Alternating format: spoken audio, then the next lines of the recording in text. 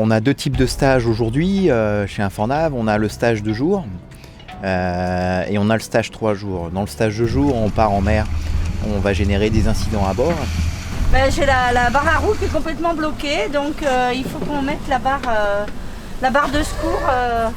On ne peut même pas se mettre à la cape, on a un problème de barre, il faut mettre la barre de secours, la barre manifeste. Des gestions d'équilibre du bateau avec ce que j'appelle les allures de sauvegarde. On fera des mouillages de sécurité et puis enfin pour finir, la cerise sur le gâteau, ce sera les hommes à la mer et en réel, puisque les hommes à la mer sont équipés de tenues d'immersion et à partir de là, une fois qu'ils sont dans l'eau, il faut aller les récupérer pour de vrai. Ouais, il est là-bas!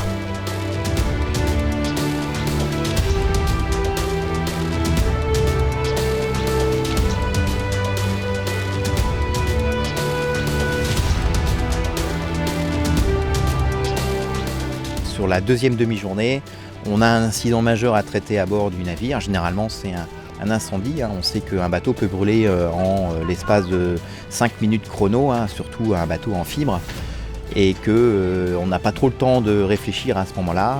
On a le radeau de survie, il faut le percuter et monter à bord. Et ça, on le fait également dynamique au large de La Rochelle.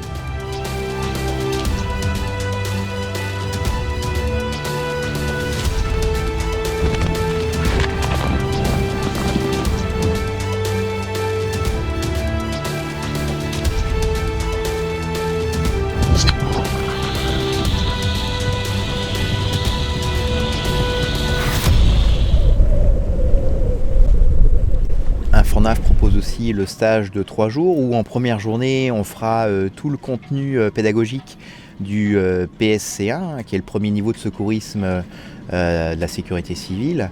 Et ce qui est absolument génial parce que du coup dans les 2 jours qui suivent on va mettre en situation et on va réellement traiter un blessé, un intoxiqué éventuellement dans un incendie ou un début de feu aux fumées qui pourrait potentiellement être inconscient, qu'il faudra mettre en position latérale de sécurité, voire même un noyé qu'on aura récupéré ou un homme à la mer qui sera en arrêt ventilatoire ou en arrêt cardio-ventilatoire.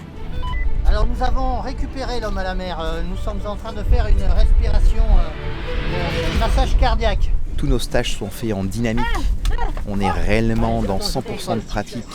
Infornav propose dans le cadre de nos formations professionnelles des prises en main de bateaux, des convoyages. On est également dans le domaine de l'apprentissage au permis plaisance, option côtière et option hauturière.